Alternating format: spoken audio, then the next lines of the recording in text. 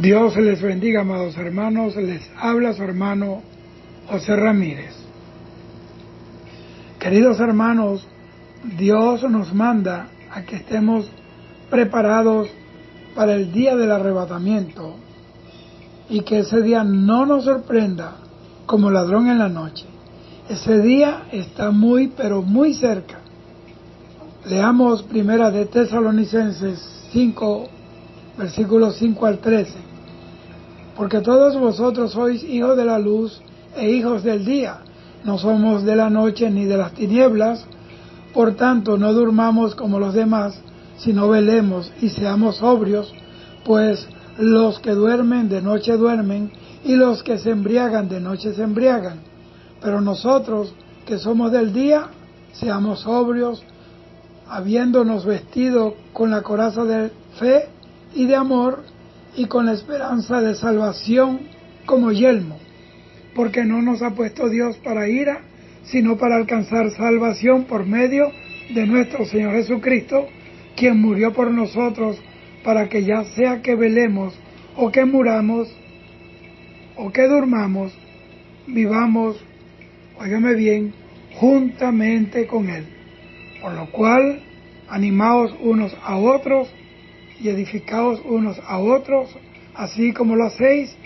Os rogamos, hermanos, que reconozcáis a los que trabajan entre vosotros y os presiden en el Señor y os amonestan, y que los tengáis en mucha estima y amor por causa de su obra. Tened paz entre vosotros. Amén. En estos textos, Pablo nos da unas claras instrucciones para que estemos preparados para el día en que Jesucristo nos llame desde las nubes del aire. Primera de Tesalonicenses 4:16. Por eso, el tema de hoy lo he intitulado ¿Cómo estar preparados para el rapto de la iglesia? Mire, este pasaje de las Escrituras nos está hablando claramente en el día de hoy, y no está dirigido a cualquier persona, a cualquier gente, sino a los que guardan su palabra.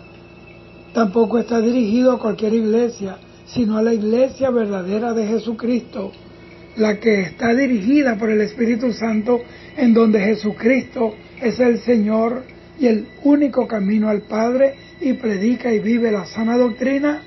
Y lo que define a esta iglesia como verdadera iglesia de Jesucristo son unas características peculiares que ninguna otra tiene, en la que Jesucristo es el centro de la adoración, donde la palabra de Dios es la única guía para vivir como iglesia de Jesucristo en esta tierra, y en donde el Espíritu Santo es quien mueve y dirige para que podamos cumplir con la gran comisión.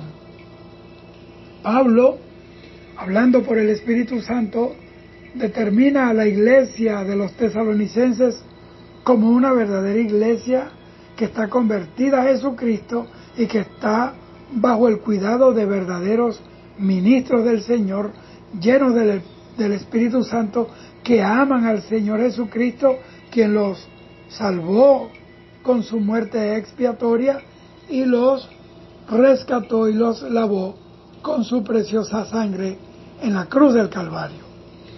Esto trajo como consecuencia que la iglesia de Tesalonicense se mantuviera constante en dos dimensiones que son sumamente importantes: en pureza moral y en el conocimiento de la palabra de Dios, y en especial en cuanto a la venida del Señor Jesucristo. Esta es la iglesia a la que Pablo le habla del rapto o del arrebatamiento de la iglesia. Pablo, en este capítulo 5, se enfoca en lo que pasará con los cristianos. O sea, los cristianos muertos en Cristo resucitarán primero, y los que estén vivos para ese día, juntamente con los resucitados, subirán al toque de la final trompeta a las nubes del aire, y así estaremos siempre, siempre con el Señor.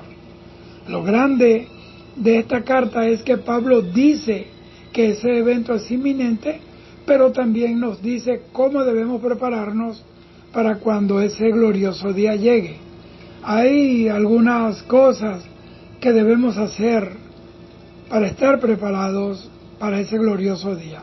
Primero, debemos estar alerta.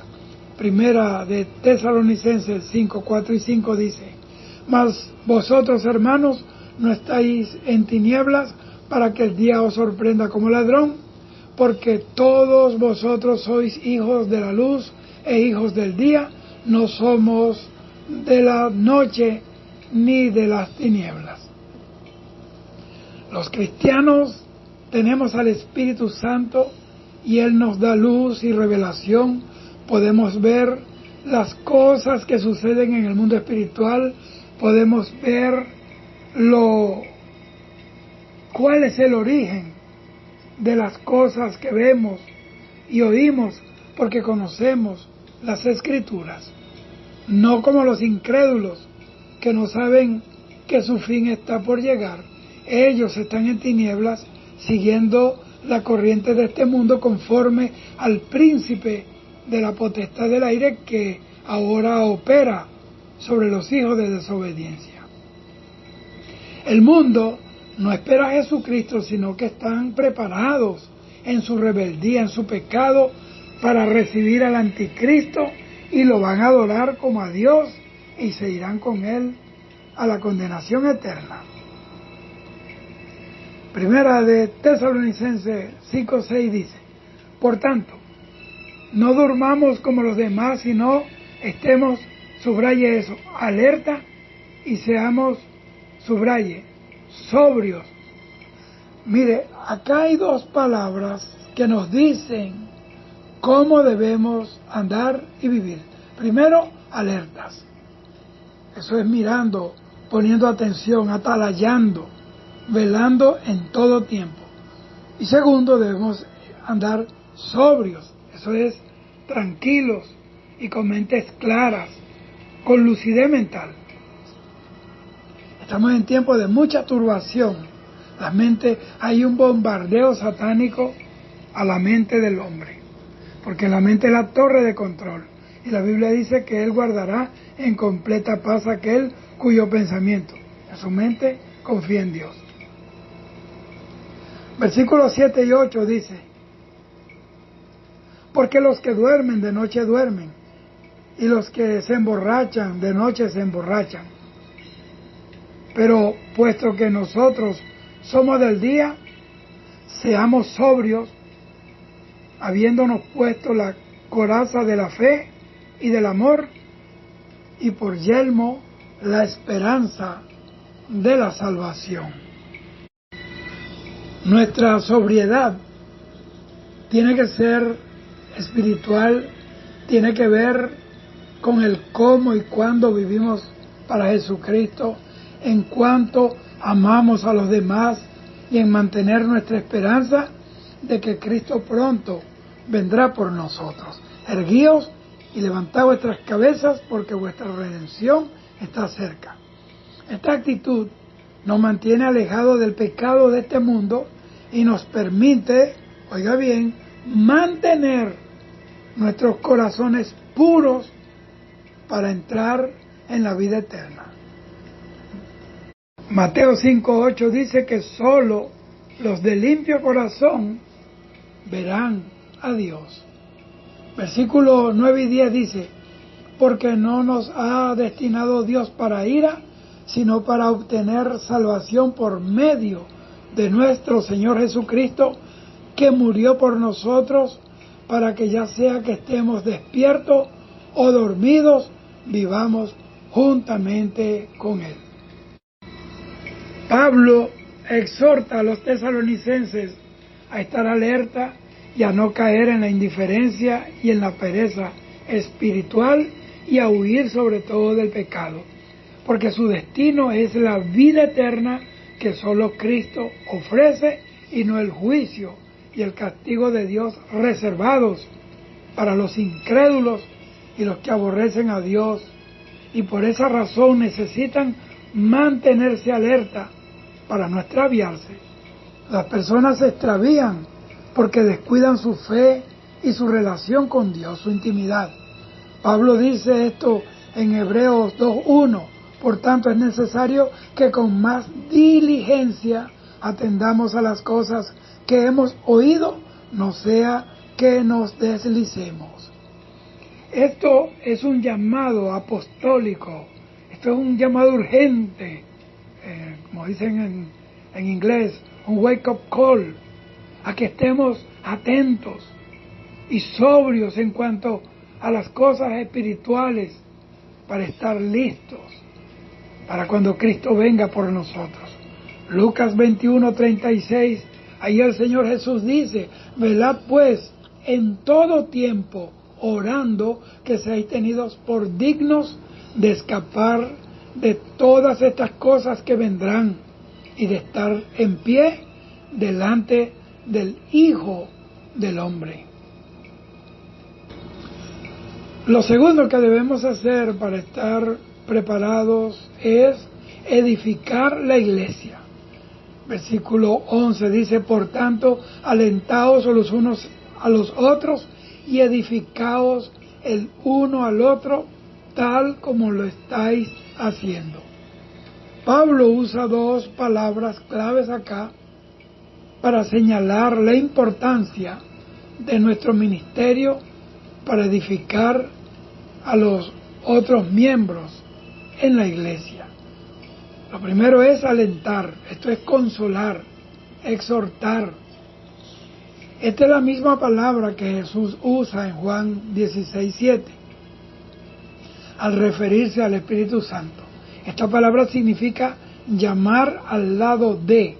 La idea es apoyar a alguien que está en una debilidad. Lo segundo es edificar. Originalmente esta palabra significa construir un hogar.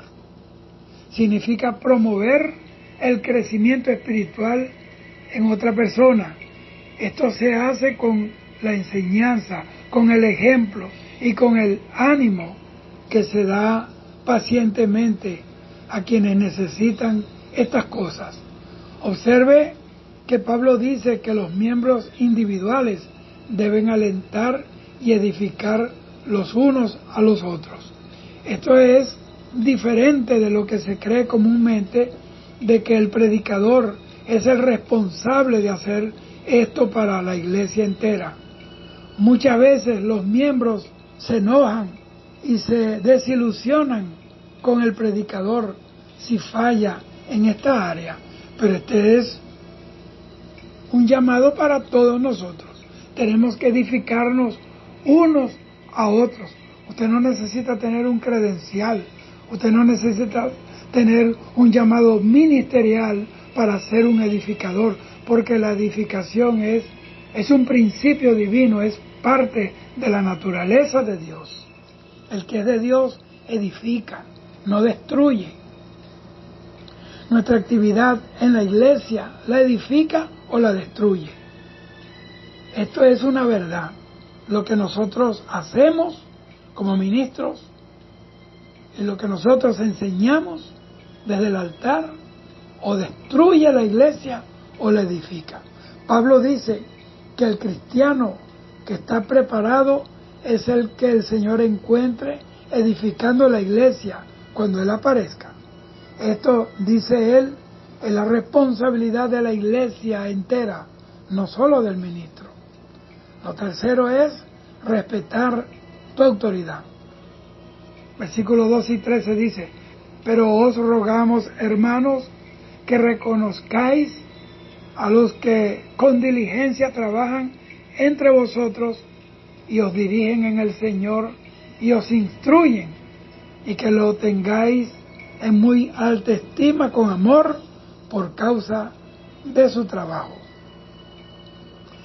El apóstol Pablo se refiere a la obra de los líderes y la actitud que la iglesia debe mostrar hacia los líderes. Los líderes cumplen con sus ministerios si están trabajando arduamente en la obra del Señor y en sus roles correspondientes, primero sirviendo, no solo tomando decisiones, sino sirviendo, enseñando, no solo hablando, sino enseñando más que todo con su ejemplo. Y tercero, capacitando, no solo supervisando. Hoy veo mucho liderazgo desempleado, liderazgo que se alejó de sus funciones, que no está al frente de la avanzada de la iglesia, cuando salen a evangelizar, cuando salen a batallar, a pelear contra las tinieblas, para arrebatarle las almas al enemigo. La iglesia necesita reconocer que esto es el trabajo que los líderes están haciendo y deben apreciar lo que están haciendo por ella. Estoy hablando cuando en realidad se cumple, porque como le dije, hoy hay mucha holgazanería ministerial. Hoy hay mucha gente que nunca está en el ayuno y son los ministros, nunca están en la vigilia y son los ministros, nunca están allí cuando se está clamando por la ciudad, por la nación. La mejor manera de animar a los líderes en la iglesia es amándolos y cooperando con ellos. ¿Cómo lo hacemos, hermano Ramírez? Pues sirviendo a su lado, no debajo de, porque nosotros no somos estrado de nadie en la tierra. Obedeciendo sus enseñanzas, si son bíblicas, por supuesto. Si no, no estamos en obligación ni de recibirlas, ni de estar en ese lugar. El Señor dice, salí de en medio de ellos, pueblo mío. Y tercero, aceptando la capacitación con entusiasmo. Esto es, aceptar el yugo discipular con humildad. Una iglesia no está lista para el regreso de su Señor si está quejándose y no está cooperando con sus líderes, si está por allí disipado.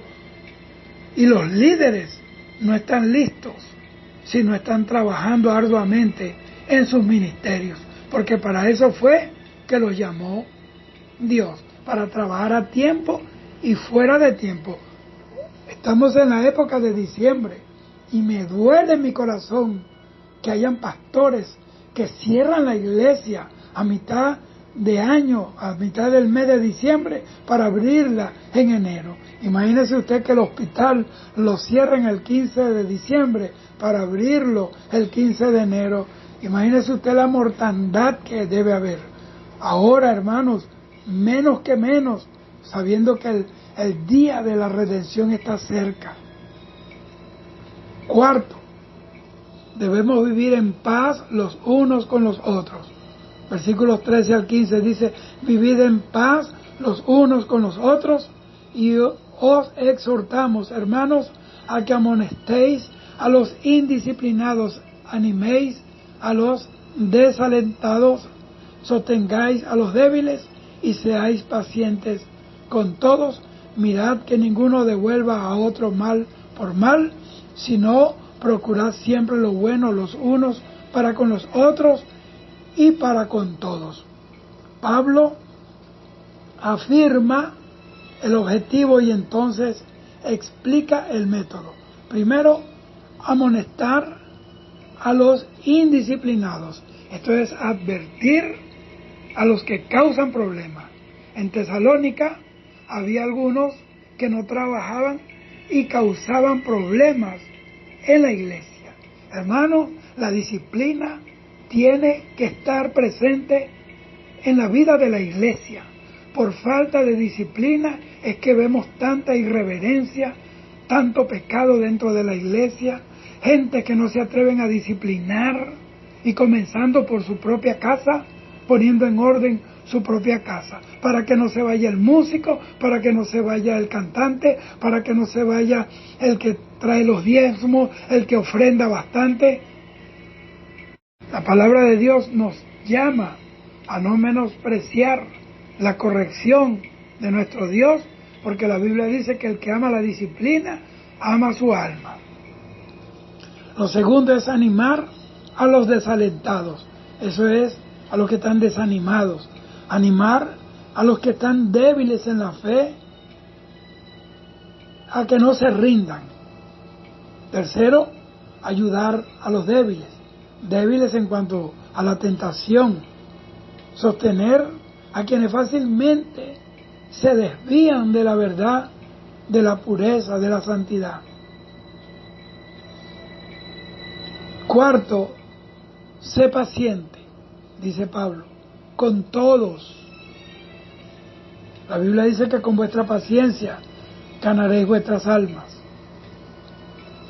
Esto es que esté listo para soportar a todos con quien te encuentres, incluso con aquellos que son difíciles de tener relaciones. Lo otro es devolver bien por mal. Esa es la reacción cristiana.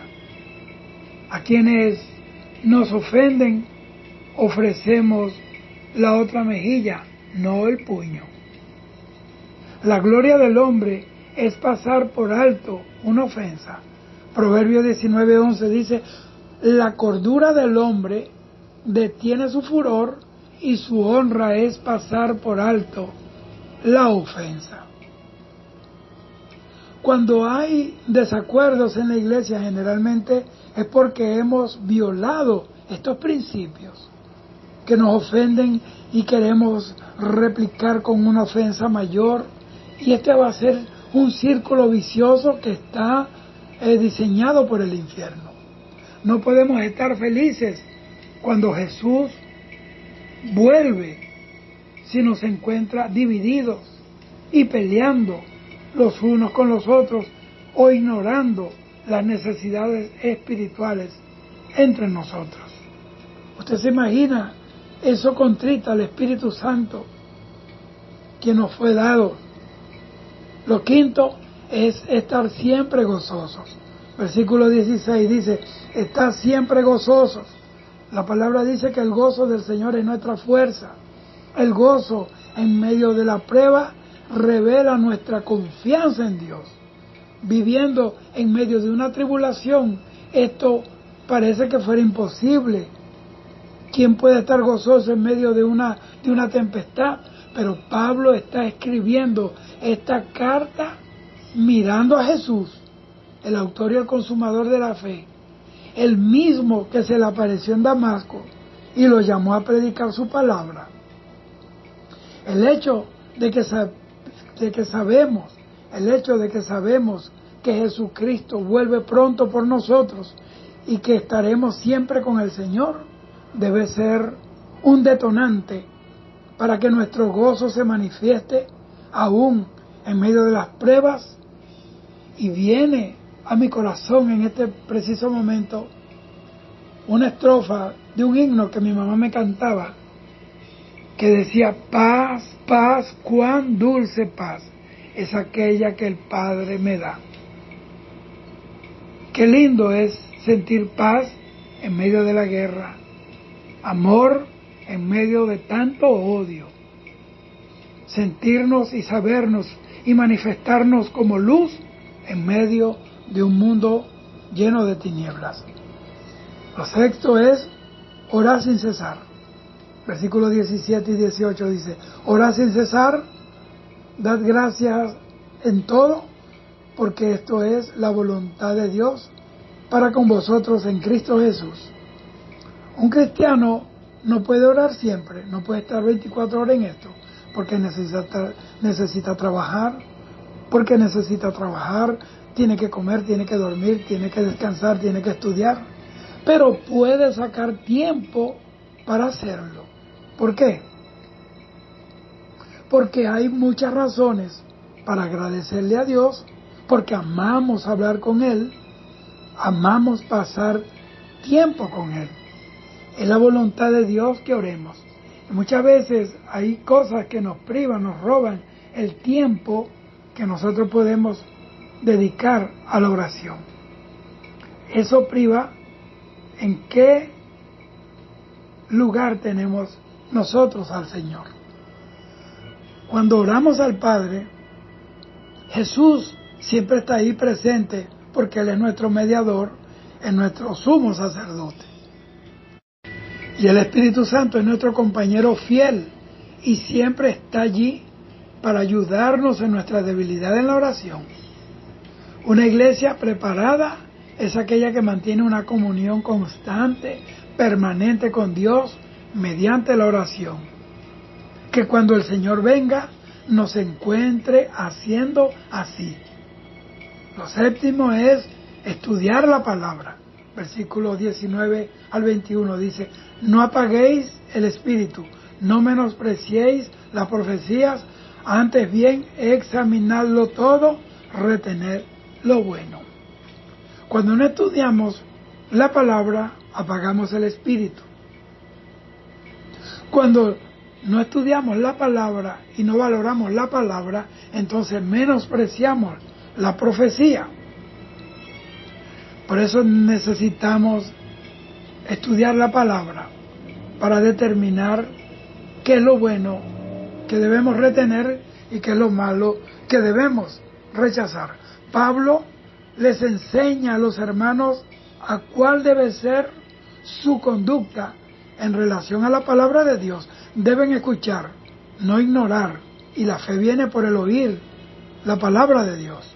Pero también deben examinar, esto es probarlo todo mediante el conocimiento de las Escrituras. Dice todo, eso es que debemos tener un oído espiritual para discernir cuál es la fuente que inspiró la enseñanza. Hay sana doctrina y hay doctrina de error, doctrina de demonios. Y dice retener. Esto es impedir que algo salga, que algo se mueva, que algo se vaya. Dice retener lo bueno. ¿Lo bueno de qué? De la enseñanza. ¿Por qué? Porque no toda enseñanza edifica a los creyentes y a los oyentes, aunque citen las Escrituras. Hay personas que usan la cita bíblica, un versículo bíblico para hacer daño, para golpear, para juzgar y condenar, cuando la palabra de Dios es útil para instruir, para redarguir, para sanar, para edificar, para instruir al hombre, para que esté preparado para toda buena obra. Hoy en día hay muchos falsos profetas, pero gloria a Dios que tenemos la profecía más segura, la Biblia, el cual hacemos bien en estar atentos como a una antorcha que alumbra en lugar oscuro. Segunda de Pedro 1:19. La Biblia nos amonesta, nos redarguye, nos educa, nos instruye para realizar efectivamente el trabajo al que Dios nos llamó por su gracia. Debemos ser hacedores de la palabra y no oidores olvidadizos. Los que van a entrar al cielo no son precisamente los que dicen Señor, Señor, sino los que guardan su palabra y hacen la voluntad del Padre que está en los cielos. Y lo último es, sé puro. Versículo 22 dice, absteneos de toda forma de mal. Note que Pablo dice toda forma de mal, toda clase de mal. Esto no solo incluye maldad moral, o sea, adulterio, borrachera, fornicación, mentiras, sino también maldad espiritual como religiones falsas, apostasía y filosofías humanas huecas que niegan a Dios. Dios viene, el Señor viene por una iglesia sin manchas y sin arrugas. Y la única condición que Dios considera en nosotros para poder subir a su presencia es la santidad, sin la cual nadie verá su rostro. La iglesia, que es la novia de Cristo, debe estar pura para Él, y de eso se encarga el Espíritu Santo cuando nosotros cedemos al Espíritu Santo nuestra voluntad. Apocalipsis 22:11 dice que el que es injusto sea injusto todavía, el que es inmundo sea inmundo todavía, el que es justo practique la justicia y el que es santo, santifíquese todavía. Sé que hay más puntos a cuidar para que podamos estar preparados para ese día, pero yo considero las que he citado que son vitales, son vertebrales para emprender una vida abundante, espiritual, y la base desde donde el Espíritu Santo trabaja en nuestras vidas. Ahora, ¿por qué debemos estar preparados? Versículos 23 y 24 dice: y el mismo Dios de paz os santifique por completo, óigame, por completo, y todo vuestro ser, espíritu, alma y cuerpo sea guardado irreprensible para la venida de nuestro Señor Jesucristo. Así de sencillo. Versículo 24 dice: fiel es el que os llama, el cual también lo hará. Necesitamos estar preparados para cuando el Señor nos llame desde el cielo, y en ese momento seremos perfeccionados completamente en un abrir y cerrar de ojos cuando Jesús vuelva, y ese día vendrá porque Dios mismo lo ha prometido. ¿Y cuál de sus promesas no ha cumplido hasta ahora? Dios es fiel, el que prometió es fiel para cumplir. ¿Por qué enseña esto Pablo? Bueno, versículo 25 al 28 dice: hermanos, orad por nosotros, saludad a todos los hermanos con ósculo santo. Os encargo solemnemente por el Señor que se lea esta carta a todos los hermanos. La gracia de nuestro Señor Jesucristo sea con vosotros. Pablo termina su primera carta con un saludo habitual, como él siempre hacía, una petición de oración y una bendición. También les ordena a que su carta, su epístola a la iglesia sea leída para que todos estuvieran preparados si Jesús volviera, para el momento en que ellos estaban allí, en que ellos vivían. Hoy somos nosotros los que esperamos al Señor, y sé que ya el tiempo es cumplido. Por las Escrituras y por las señales cumplidas, sé que somos la generación que verá el rapto de la iglesia. Así que edifíquense, respeten sus líderes, sus autoridades, estén en paz los unos con los otros. Sin la paz y sin la santidad nadie verá al Señor. Busquen la paz y síganla. Regocijaos y orad siempre. Estudien disciplinadamente la palabra y sobre todo manténganse lo más puro posible para estar preparados para cuando el Señor Jesucristo venga por usted. Yo también lo estoy esperando. Dios le bendiga. Acuérdese, Cristo está a la puerta. Es tu responsabilidad estar preparados. Es tu responsabilidad estar listo, estar preparado para ese día.